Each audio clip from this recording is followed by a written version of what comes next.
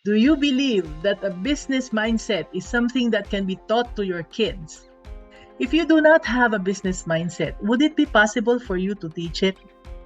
Can you learn business mindset from a school when you take a business course? In today's episode, I'll share with you 3 tips to develop a business mindset for your kids. Hi, welcome to Mami Negosyo's Business Tips number 47.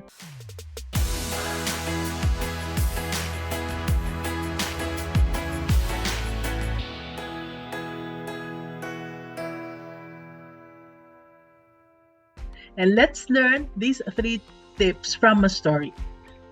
It's well known to those who know me that I teach using stories. This is because lessons are more likely to stick with people when they are told through stories. And this is the difference between learning from a college professor and a business mentor.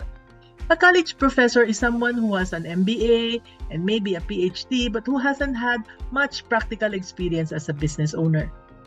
Mentors, however, they have stories to back up their lessons because they experience the lessons themselves, or they have met mentees who have been there as well. So here's the story. Some time ago, I talked to a 26-year-old lady that I met through my son. Let's call her Jade. This is not her real name. Jade was telling me about her business success, and she just started with 500 pesos capital. How did she do it? I'll tell you later. Now, Jade is a college graduate who worked for less than 2 years in a marketing company. After her graduation, even if her mom had her own furniture store, she did not want her to come home to help in the family business. Get at least 2 years of experience working for others first, Jade's mother advised her. And so she did. And she learned many things from that marketing company that she was able to apply in her business.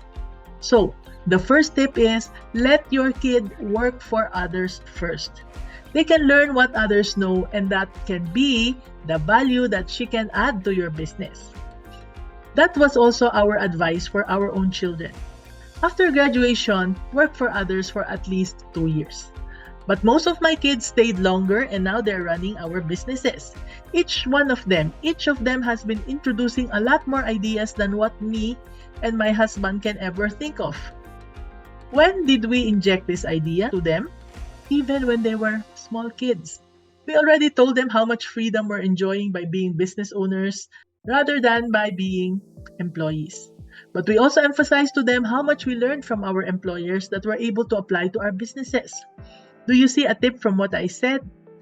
Okay, so the second tip is to talk about positive ideas about business versus employment in ordinary, everyday conversation with your children. This will be ingrained in their young minds. I learned this lesson one day when my third daughter was in high school. One day she asked me, "Why are you and Papa always talking about hiring and firing people?"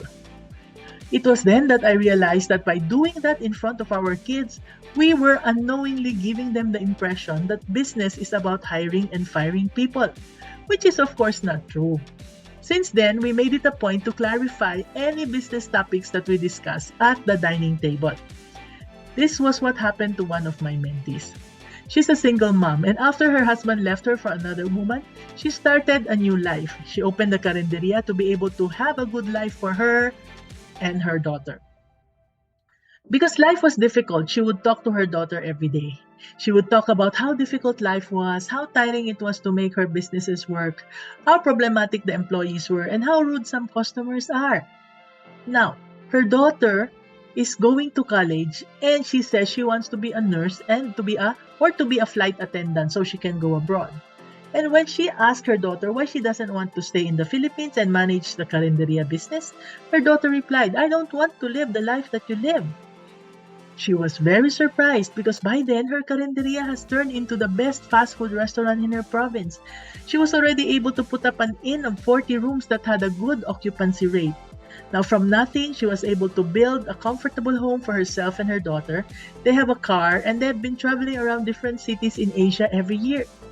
She felt very sad that her daughter was not interested in the business that she was going to turn over to her for her to manage. And she was also hurt that her daughter did not appreciate the successful business that she had worked so hard for in the last few years of her life. So I asked her, between the negative and the positive aspects of the business, which of these have you talked to her more about? That question shocked her. She realized that she has always assumed that her daughter understood how much the business has contributed to their comfortable lifestyle. She realized that she never once praised her business in front of her daughter, and that all she heard were the negative stories about it. If only she can turn back the time, she thought.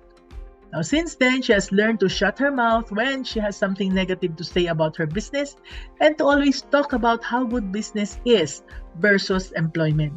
She talked about the financial freedom of being able to earn what you want instead of depending on a fixed salary.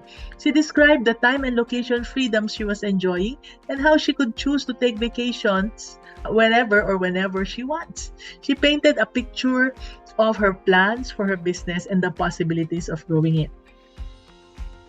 I hope the daughter changed her mind. Now, for the last tip, let me go back to Jade. As I mentioned, Jade's mom had a furniture store.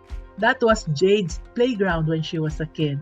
Growing up, she'd see how the furniture was designed, what colors went with what colors, and what were the types of upholstery, the textures, and the uses of those types. So one day she was working here in Manila, and her mom back in the province asked her to buy a certain type of upholstery. When she went to the store, she fell in love with a certain piece of printed fabric and bought some herself for 500 pesos. When she brought it home, she took a photo of it as part of her decor and she discovered that her friends like it. So she cut it into 4 and sold it on her Facebook account. It was sold right away for 4 times its price. So she bought more the next time and did the same. She was only doing this at night as she had a day job. As she bought more and more, she also posted on Instagram and later opened a Shopee store. When she could no longer have the time to work on her business, she finally resigned from her work and focused on it full time. So from 500 pesos, she now owns a warehouse that has more than 10 resellers working for her. What's the tip for this story? It's all about letting your kid play in your work and business area. Exposing them is better than teaching them. So, those are the 3 tips to develop a business mindset for your kids. I hope you learned something from the stories we had. And if you did, please make sure to subscribe and share this episode with a fellow aspiring entrepreneur.